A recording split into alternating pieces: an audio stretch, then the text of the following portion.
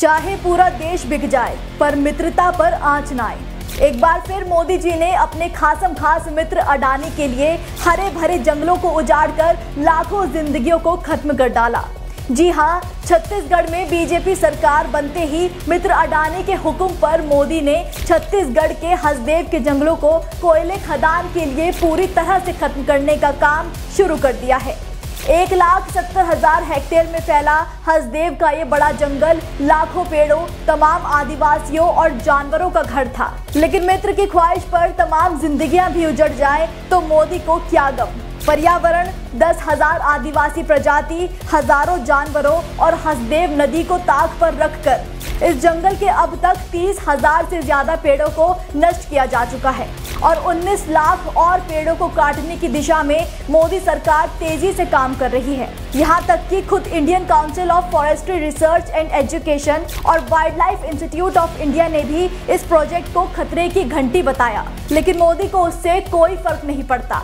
अडानी पर मोदी की मेहरबानी कुछ इस तरीके से छाई है कि उन्हें फायदा पहुंचाने के लिए मोदी के आदेश पर खुद कोयला मंत्रालय ने देश के घने जंगलों में खनन पर लगे प्रतिबंध को हटाने के लिए पर्यावरण मंत्रालय और अपने ही खनन विशेषज्ञों को उठाकर दरकिनार कर दिया था।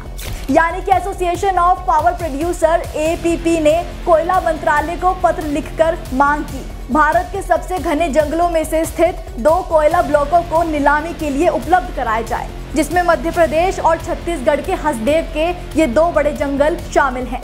हैरानी की बात तो ये है कि इन ब्लॉकों को पर्यावरण मंत्रालय ने खनन के लिए पूरी तरह से प्रतिबंधित किया हुआ था, लेकिन जब सवाल मित्र पर आ जाए तो मोदी के लिए कैसा प्रतिबंध। मोदी सरकार के कोयला मंत्रालय ने सारे नियमों की धज्जियां उड़ाते हुए कोयले खनन के लिए ये ब्लॉकों को खोल डाला।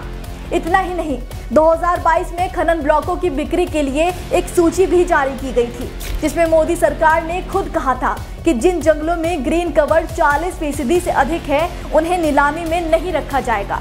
लेकिन अडानी के लिए इस नियम को भी तोड़ दिया गया।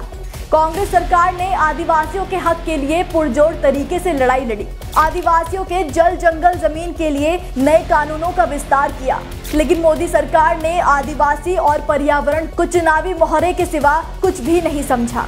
चुनाव आए तो भाजपा ने आदिवासियों के हक की बात की, देश को स्वच्छ और हरा भरा रखने जैसे दिखावे मात्र के मिशन चलाए और चुनाव जीतने के बाद मोदी के लिए पूरा देश एक तरफ और मित्र अडानी एक तरफ।